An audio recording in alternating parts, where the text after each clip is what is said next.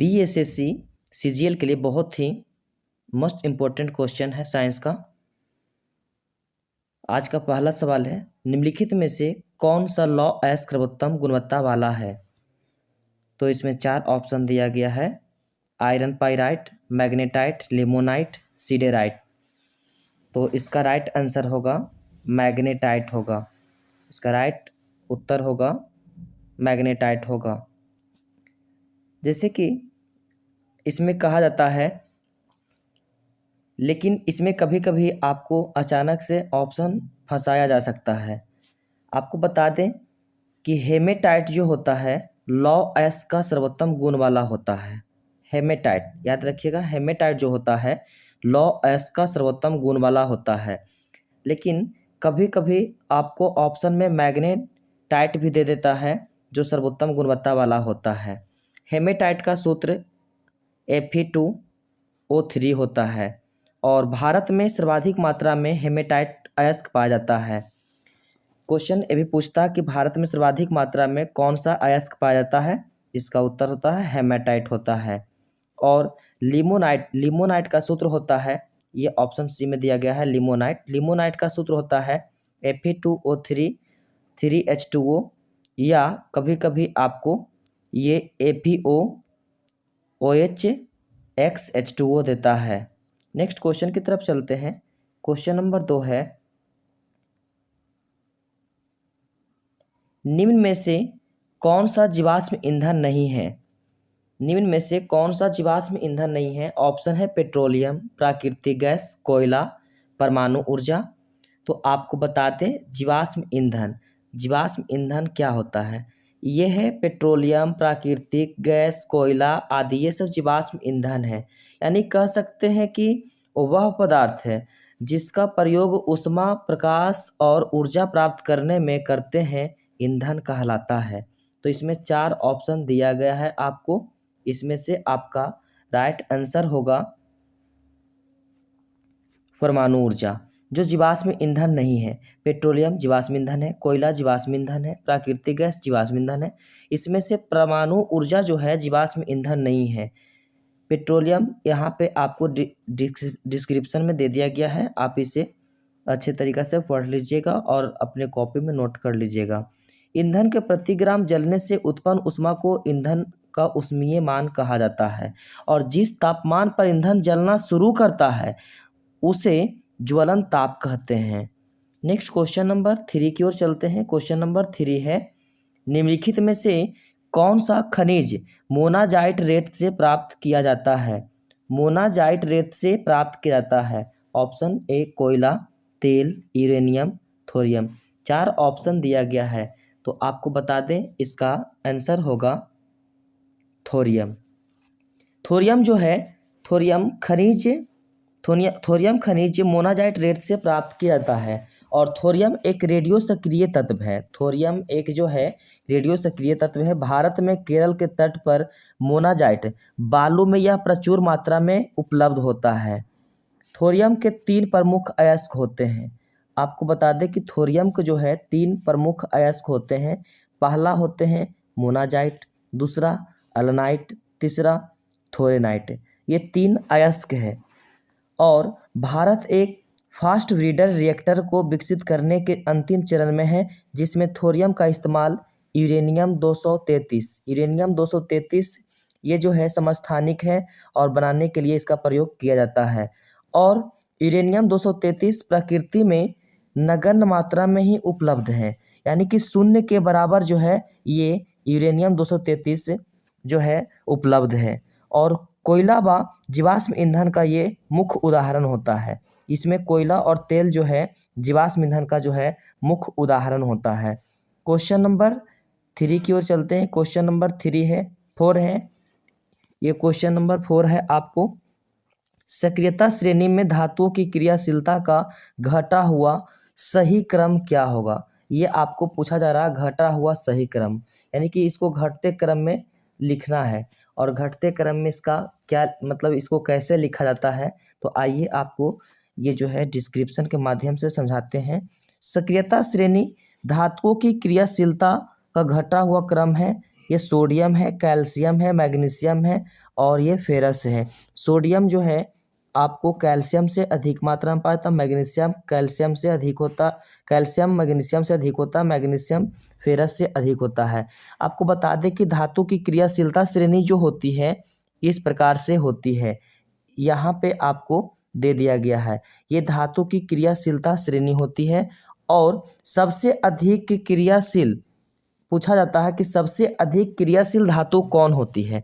तो सबसे अधिक क्रियाशील धातु आपको बता दें पोटेशियम है। और सबसे कम क्रियाशील धातु कौन है? तो सोना है। सबसे कम क्रियाशील धातु सोना है।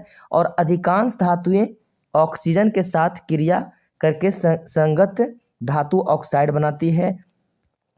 और इसमें पूछा जाता है एल्युमिनियम तथा जिंक ऑक्साइड, एल्युमिनियम तथा जिंक ऑक्साइड उभयधर्मी होते हैं और धातु के ऑक्साइड क्षारीय तथा अधातु के ऑक्साइड अम्लीय होते हैं। याद रखिएगा, एल्युमिनियम तथा जिंक के ऑक्साइड उभयधर्मी होते हैं, ठीक है। और धातु के ऑक्साइड क्षारीय होते हैं, धातु के ऑक्साइड क्षारीय होते हैं और अधातु के ऑक्साइड जो होते हैं अम्लीय होते हैं। तो आपको बता दें इसका उत्तर जो होगा,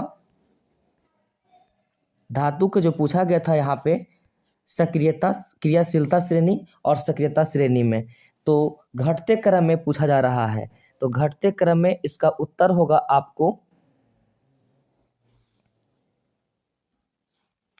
ऑप्शन नंबर सी होगा, ऑप्शन नंबर सी होगा। इसका राइट आंसर होगा ऑप्शन नंबर सी। याद रखिएगा, ये नहीं, सोडियम जो होता है कैल्शियम से अधिक, कैल्शियम मैग्नीशियम से अधिक, मैग्नीशियम फेरस से अधिक। इसको घटते क्रम में इस प्रकार लिखा जाता है। अब चलते हैं क्वेश्चन नंबर 5 की ओर। क्वेश्चन नंबर 5 है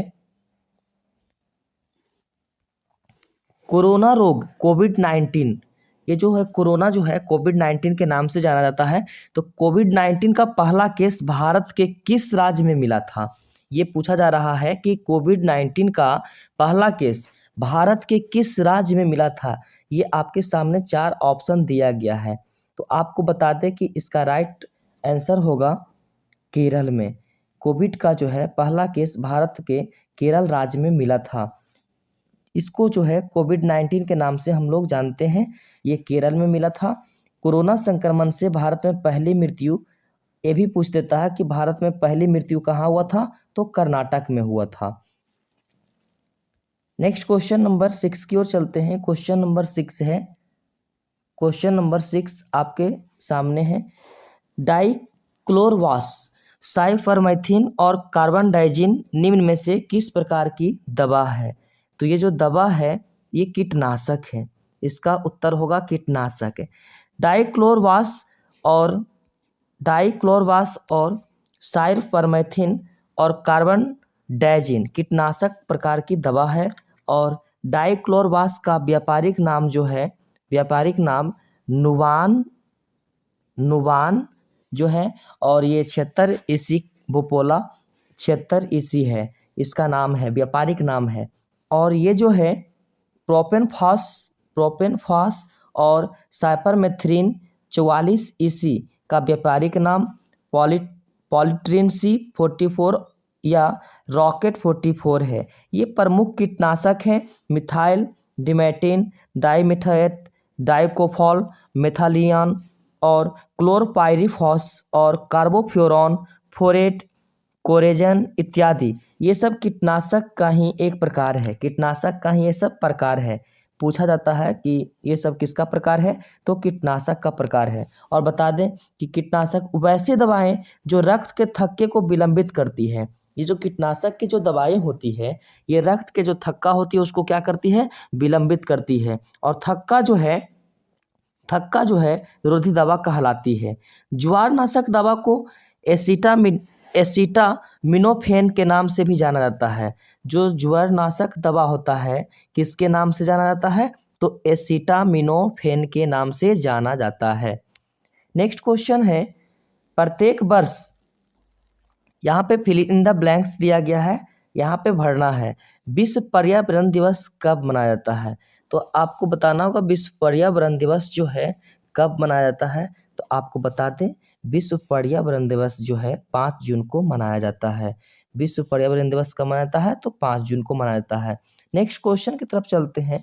नेक्स्ट क्वेश्चन है जल सल्फ्यूरिक अम्ल, कांच व कार्बन डाइसल्फाइड के अपवर्तनांक क्रमशः, यह दे दिया है अपवर्तनांक 1.33, 1.44, 1.53, 1.63 है। ये दिया है जल का अपवर्तनांक 1.33, सल्फ्यूरिक अम्ल का दिया है 1.43 और कांच का दिया है 1.53 और कार्बन डाइसल्फाइड के अपवर्तनांक दिया है 1.63। ये पूछ रहा प्रकाश की गति न्यूनतम होगी, यानी प्रकाश की गति किसमें न्यूनतम होगी? तो ये आपके सामने दिया गया है, 4 ऑप्शन दिया गया है, इसमें से आपको उत्तर बताना होगा।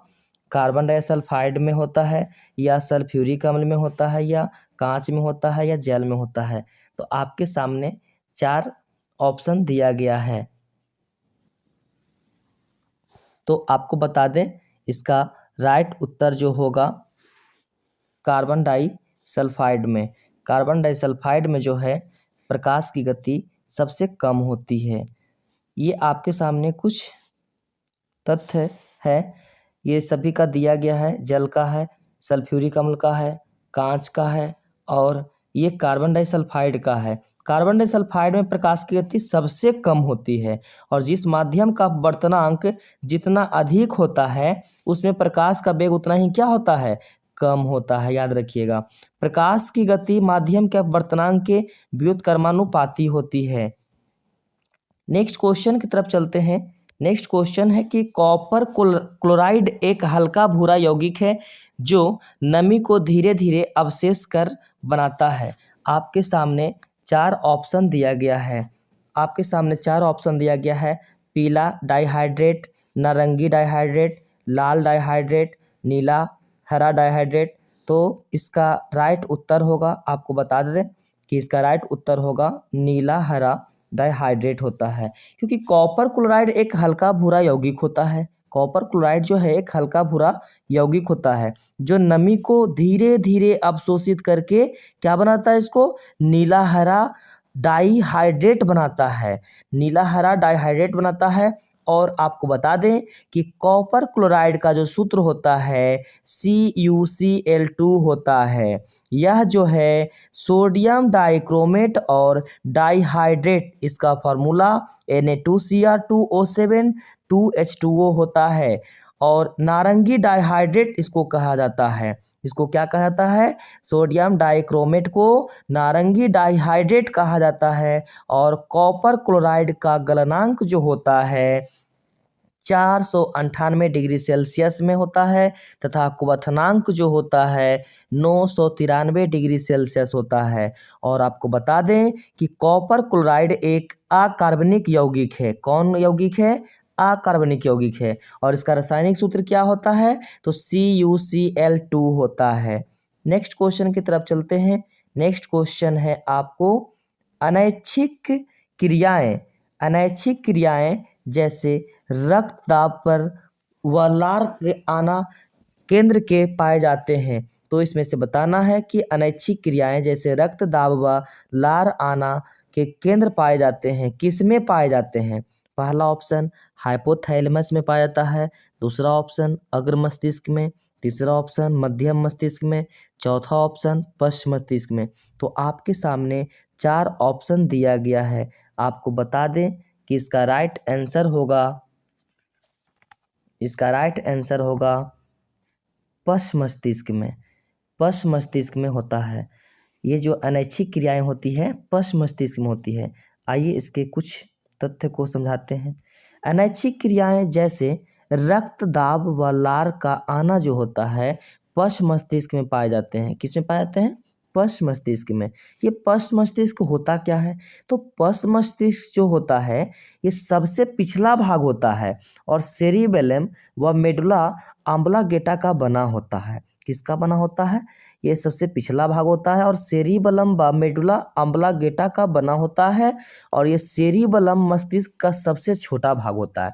ये भी पूछा जाता है दोस्तों कि सेरिबेलम जो होता है मस्तिष्क का क्या होता है, तो सबसे छोटा भाग होता है। और सेरिब्रम, देखिए सेरिबेलम अलग शब्द है और सेरिब्रम अलग शब्द है। तो सेरिब्रम जो होता है सबसे बड़ा भाग होता है और सेरिबेलम क्या होता है, सबसे छोटा भाग होता है। तब पूछेगा मस्तिष्क का सबसे छोटा भाग, तो सेरिबेलम। पूछेगा मस्तिष्क का सबसे छोटा भाग, तो सेरिबेलम। और पूछेगा मस्तिष्क का सबसे बड़ा भाग, सबसे बड़ा भाग में पूछेगा तो सेरिब्रम होगा, सेरिब्रम होगा। और इसमें है उपापचय। उपापचय रक्तदाब, आहार नाल के क्रमाकुंचन, ग्रंथिस्राव तथा हृदय की धड़कना, इस सब को जो है नियंत्रित जो होता है, ये सब किसके द्वारा नियंत्रित होता है, तो मेडुला ऑब्लांगेटा के द्वारा नियंत्रित किया जाता है, याद रखिएगा। सेरिबेलम का मुख्य कार्य क्या है, सेरिबेलम का मुख्य कार्य यही है कि शरीर को संतुलन बनाए रखना, ये शरीर को कंट्रोल करता है सेरिबेलम। और सेरिब्रम क्या है, देखिए सेरिबेलम जो है आपको शरीर को कंट्रोल करेगा, संतुलन बनाए रखेगा। लेकिन सेरिब्रम क्या करता है, सेरिब्रम ज्ञान, बुद्धि, विवेक आदि का केंद्र है, यानी इसको हम कह सकते हैं सीपीयू, इसको माइंड का सीपीयू कह सकते हैं। और आपको बता दें पोन्स जो होता है, पोन्स क्या होता है, पोन्स श्वसन दर को नियंत्रित करता है, याद रखिएगा पोन्स श्वसन दर को नियंत्रित करता है। और मेडुला ऑब्लांगेटा क्या होता है, तो मेडुला ऑब्लांगेटा जो होता है पिछला भाग में ही मेरुरज्जु बनाता है, क्या बनाता है, मेरुरज्जु बनाता है। अब चलते हैं नेक्स्ट क्वेश्चन की तरफ। नेक्स्ट क्वेश्चन है आपको, निम्नलिखित में से कौन सी स्थिति वायु के द्रवीकरण के लिए आदर्श है, वायु के द्रवीकरण के लिए आदर्श है, तो इसका उत्तर होगा, आपको बता दें इसका राइट उत्तर होगा दाब बढ़ाना और तापमान घटाना, दाब बढ़ाना और तापमान घटाना। इसमें क्या होता है कि दाब बढ़ाने और तापमान घटाने की स्थिति वायु के द्रवीकरण के लिए आदर्श है।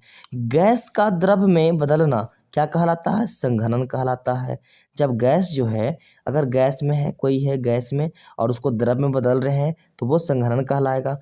अब यहाँ पे संघनन के लिए निम्न ताप की आवश्यकता होती है, किसकी आवश्यकता होती है, निम्न ताप की आवश्यकता होती है। और उच्च दाब आवश्यक होता है। क्रायोजेनिक्स निम्न तापिकी को कहते हैं, क्रायोजेनिक्स किसको कहते हैं, निम्न तापिकी को कहते हैं। और यह जो है -150 डिग्री सेल्सियस ताप उत्पन्न कर क्रायोजेनिक्स है। वर्षा का कारण क्या होता है, संघनन होता है। कभी कभी पूछता है कि वर्षा का कारण क्या होता है, तो वर्षा जो होती है संघनन क्रिया के कारण ही होती है। और ऊंचाई की ओर बढ़ने पर ताप में कमी होती है, ऊंचाई की ओर जब बढ़ती है तो ताप में कमी होती है। और तापमान एवं आर्द्रता के बढ़ने से वायु में ध्वनि का वेग क्या होता है, बढ़ता है। नेक्स्ट क्वेश्चन है, यूरिया का उपयोग किया जाता है। ये क्वेश्चन है आपको पूछा जा रहा है कि यूरिया का उपयोग किया जाता है, तो यूरिया का उपयोग हम लोग जो है किस लिए करते हैं, तो आपको बता देते हैं यूरिया का उपयोग करते हैं उर्वरक के रूप में। यूरिया जो है उर्वरक के रूप में उपयोग किया जाता है। यूरिया का सूत्र जो होता है NH2CO NH2 होता है। यूरिया में नाइट्रोजन की मात्रा 46% होती है।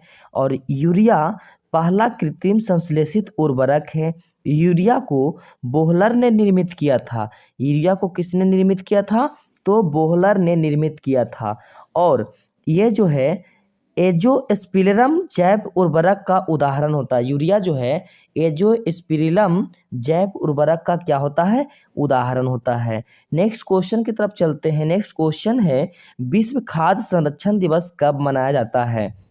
आपके सामने 4 ऑप्शन दिया गया है। विश्व खाद्य संरक्षण दिवस, आपको बता दें विश्व खाद्य संरक्षण दिवस 7 जून को मनाया जाता है, जो कि 2019 में पहली बार विश्व खाद्य सुरक्षा दिवस के रूप में मनाया गया था। और इस दिवस का उद्देश्य क्या है, इस दिवस का उद्देश्य यही है कि सुरक्षित खाद्य मानकों को बनाए रखने के बारे में जागरूकता पैदा करना और खाद्य जनित बीमारियों के कारण होने वाले मौतों को कम करना, इसलिए जो है विश्व खाद्य संरक्षण दिवस के रूप में 7 जून को चुना गया था। आपको बता दें कि विश्व खाद्य दिवस 16 अक्टूबर को मनाया जाता है। इसी प्रकार से एक पूछा जाता है कि विश्व खाद्य दिवस कब मनाया जाता है, तो 16 अक्टूबर को मनाया जाता है। और 29 अगस्त को क्या मनाया जाता है, तो 29 अगस्त को राष्ट्रीय खेल दिवस के रूप में मनाया जाता है। और 5 जून को क्या मनाया जाता है,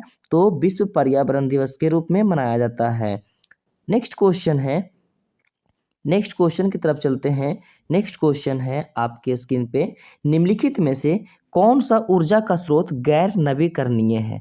ये पूछा जा रहा है कि कौन सा ऊर्जा का स्रोत है जो गैर नवीकरणीय है। तो आपको बता दें, इसमें 4 ऑप्शन दिया गया है। इसमें 4 ऑप्शन, पहला ऑप्शन जल विद्युत, कोयला, सौर ऊर्जा, पवन ऊर्जा। तो इसमें 4 ऑप्शन दिया गया है। आपको उत्तर बता दें, इसका राइट आंसर होगा कोयला। कोयला जो है, ये जो है ऊर्जा का स्रोत गैर नवीकरणीय स्रोत है और यह जो है वह ऊर्जा स्रोत है जिसे दोबारा प्रयोग में ना लाया जा सके। कोयला को एक बार प्रयोग कर लेंगे तो फिर इसको दोबारा प्रयोग में हम नहीं ला सकते हैं। जिसके सीमित भंडार हो, गैर नवीकरणीय ऊर्जा स्रोत होते हैं। जिसका भंडार सीमित होता है वो गैर नवीकरणीय ऊर्जा स्रोत होता है। जिसका भंडार सीमित नहीं होता है, तो ये सब ध्यान में रखिएगा।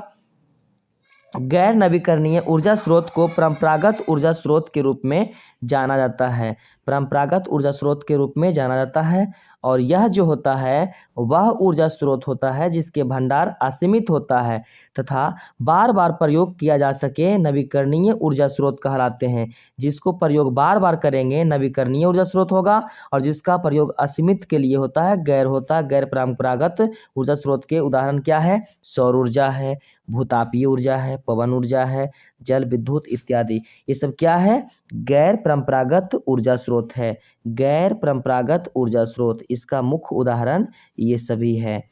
कोयला, पेट्रोलियम, परमाणु ऊर्जा आदि ये परंपरागत ऊर्जा के स्रोत के उदाहरण होते हैं। तो परंपरागत ऊर्जा के स्रोत के उदाहरण पूछेंगे तो क्या होगा, कोयला, पेट्रोलियम, परमाणु ऊर्जा इत्यादि, ये सब जो है परंपरागत ऊर्जा के स्रोत है। नेक्स्ट क्वेश्चन है, इंसुलिन तथा ग्लूकागॉन हार्मोन शरीर में किससे स्रावित होता है, किससे स्रावित होता है। तो इसका राइट आंसर होगा अग्नाशय से होता है। अग्नाशय के अल्फा कोशिका से ग्लूकागॉन हार्मोन, बीटा कोशिका से इंसुलिन हार्मोन तथा गामा कोशिका से सोमैटोस्टैटिन हार्मोन स्रावित होता है।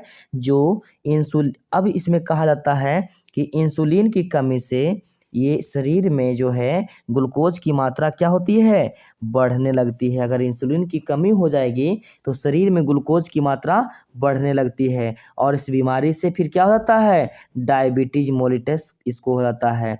ठीक है, इंसुलिन की अधिकता से ब्लड शुगर की कमी हो जाती है और यह रोग हाइपोग्लाइसीमिया के नाम से जाना जाता है। किस नाम से जाना जाता है, हाइपोग्लाइसीमिया के नाम से जाना जाता है। नेक्स्ट क्वेश्चन है, मानव निर्मित प्रथम कृत्रिम रेशा। तो मानव निर्मित प्रथम कृत्रिम रेशा कौन है, तो मानव निर्मित प्रथम कृत्रिम रेशा रेयॉन है।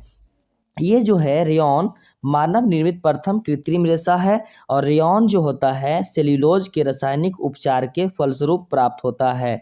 रेयॉन बता दें आपको कि रेयॉन से निर्मित वस्त्र में रेशम जैसी चमक होती है। वस्त्र उद्योग, टायर उद्योग आदि में रेयॉन का उपयोग किया जाता है। नायलॉन का निर्माण WC कैरोथर्स ने किया था। नायलॉन का निर्माण किसने किया था, तो WC कैरोथर्स ने किया था। और नायलॉन पॉलीएमाइड श्रृंखलाओं से बना एक बहुलक पदार्थ है। नेक्स्ट क्वेश्चन है, इनमाजेब जो है किस रोग की पहली दवा है। ये जो है इनमाजेब किस रोग की पहली दवा है, तो आपको बता दें यह है इबोला। इबोला है क्या, तो ये इबोला जो है एक वायरस है। इबोला क्या है, वायरस के कारण खून का बहुत गंभीर रिसाव होता है और खसरा वायरस के कारण होने वाला यह रोग है। नेक्स्ट क्वेश्चन की तरफ चलते हैं। नेक्स्ट क्वेश्चन है, जंतुओं में होने वाला फूट और मौथ रोग किसके कारण उत्पन्न होता है? तो आपको बता दें कि यह जंतुओं में जो उत्पन्न होता है विषाणु के कारण होता है। ये जो है रोग विषाणु के कारण उत्पन्न होता है और ये कहाँ होता है?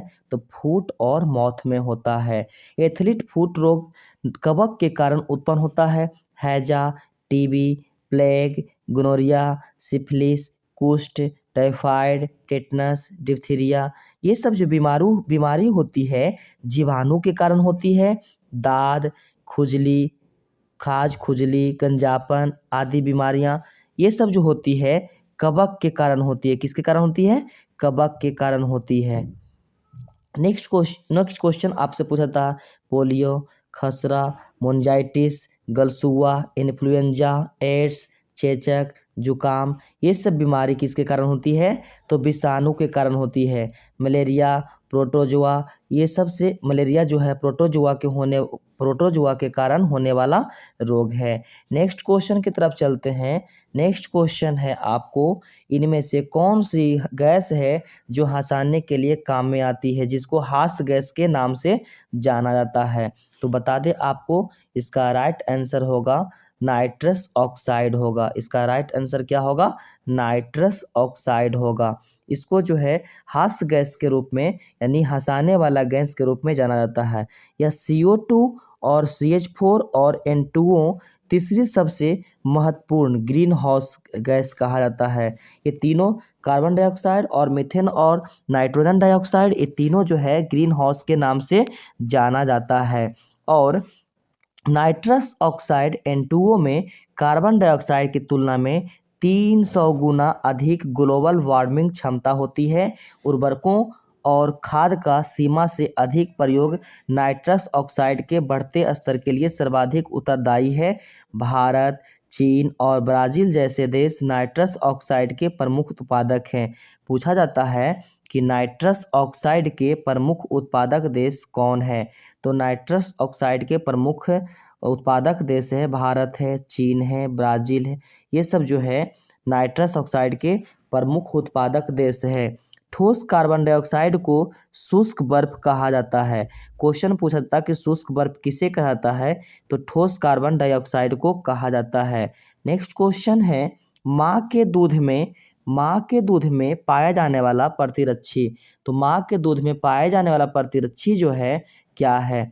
तो इसके सामने आपको 4 ऑप्शन दिया गया है। आपको बता दें कि इसका उत्तर जो होगा IgA होता है। ये आपको यहाँ पे प्रतिरक्षी का प्रकार दे दिया गया है। ये प्रतिरक्षी का प्रकार है और उसमें उपस्थित भारी पॉलीपेप्टाइड श्रृंखला है। IgG कैपिटल G में गामा होता है, IG कैपिटल M में म्यू होता है, IG कैपिटल अल्फा होता है, IgE कैपिटल आपको एप्सिलॉन होता है, IG कैपिटल D डेल्टा होता है। तो आपको बता दें कि IgA जो होता है माँ के दूध में पाए जाने वाला अकेला प्रतिरक्षी है। IgA नवजात शिशु की प्रतिरक्षा के लिए महत्वपूर्ण मानी जाती है। IgE जो होता है प्रतिरक्षी प्राथमिक रूप से बेसोफिल तथा मास्ट कोशिकाओं पर क्रिया करता है तथा प्रत्युर्जरता या एलर्जी क्रियाओं में हिस्सा लेती है। नेक्स्ट क्वेश्चन की तरफ चलते हैं। नेक्स्ट क्वेश्चन है निम्नलिखित में से कौन सा रोग विषाणु से होता है? तो इसमें 4 ऑप्शन दिया गया है और पूछा जा रहा है कि विषाणु से होने वाला रोग कौन है? तो चिकन पॉक्स होता है। आपको बता दें चिकन पॉक्स जिसको हम लोग छोटी माता के नाम से जानते हैं, ये विषाणु से होने वाला रोग है। चिकन पॉक्स जो है छोटी माता के नाम से जाना जाता है और यह विषाणु से होता है। चिकन पॉक्स वेरियोला वायरस के कारण होता है और यह संक्रामक रोग है। सिफिलिस एवं टाइफाइड रोग जीवाणु जनित रोग है। ये भी पूछा जाता है कि जीवाणु जनित रोग कौन कौन है? तो सिफिलिस और टाइफाइड यह जीवाणु जनित रोग है।